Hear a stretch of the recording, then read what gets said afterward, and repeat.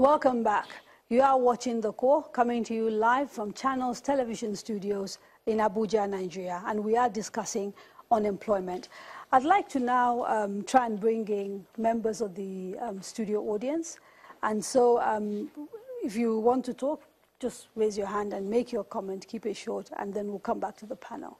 So we'll start with Mr. Adejo Kelvin. I believe you're an entrepreneur. Okay, so tell us your comment, please. I think that when many cannot earn, more people will not be able to spend.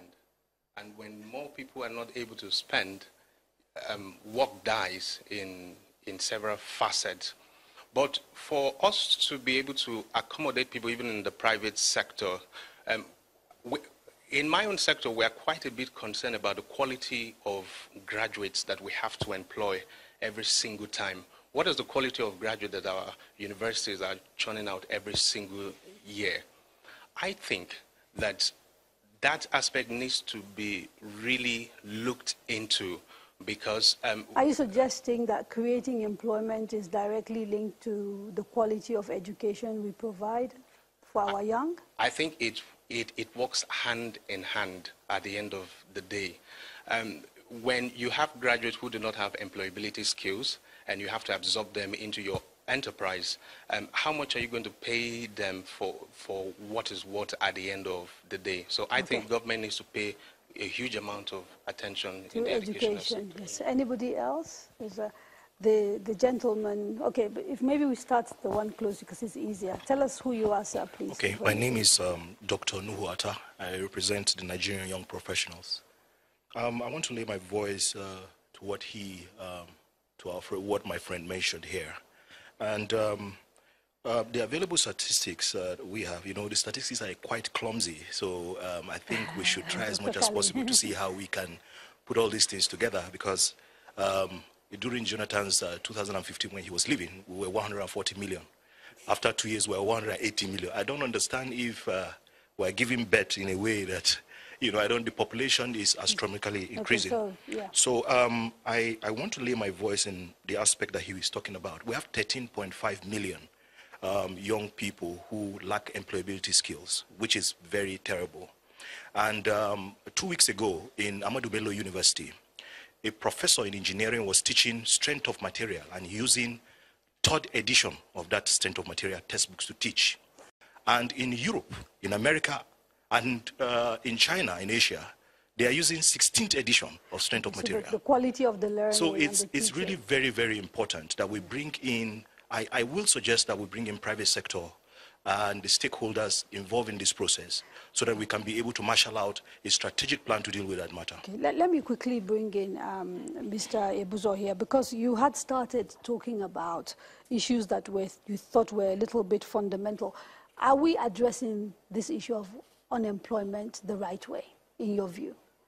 Well, we are trying, but the fundamental causes, I don't think we are dealing with them as much as we should.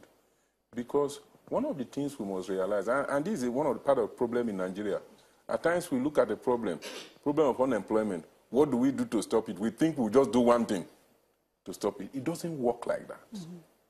There are many reasons why we have reached where we are. Part of it is the quality of education. Part of it is lack of infrastructure. Part of it is lack of power. Part of it is lack of focus on the area that will generate jobs. Part of it is neglect of agriculture and industries. And part of it is corruption and the rentier economy. Okay. So all of this, what the point I'm making is that to deal with unemployment, you need to deal with all of this. And if we're not able to?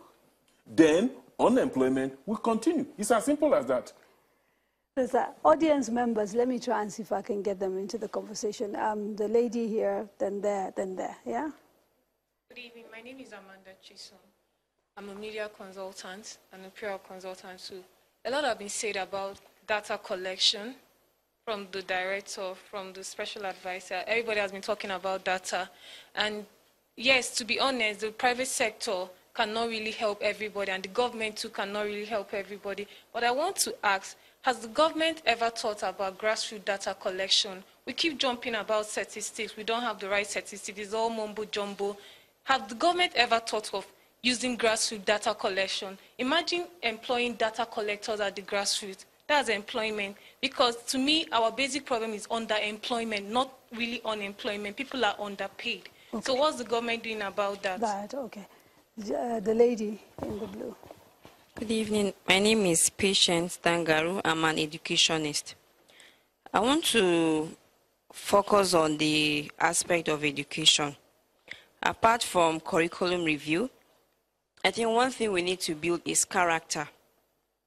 Character, because we should be able to have a child think of becoming a better leader, other than a child thinking of, when I grow up, my parents will give me money and all that. Now, it goes down to the adult in the near future.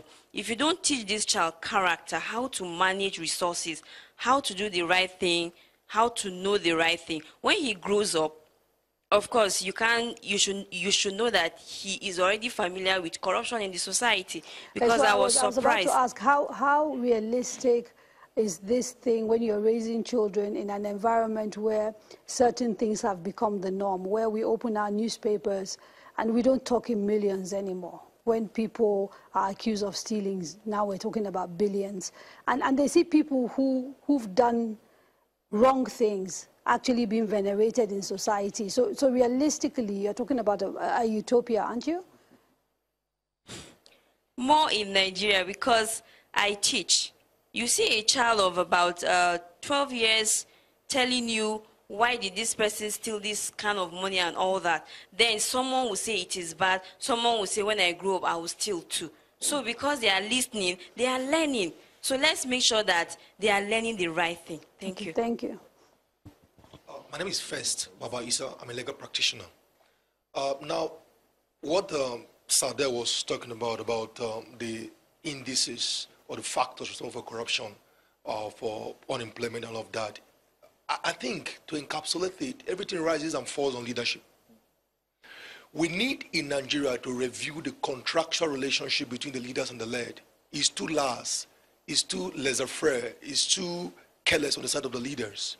We need to begin to demand from our leadership and even create a situation where campaign promises, just like the one you just read, should not just be made without some consequences that are not kept.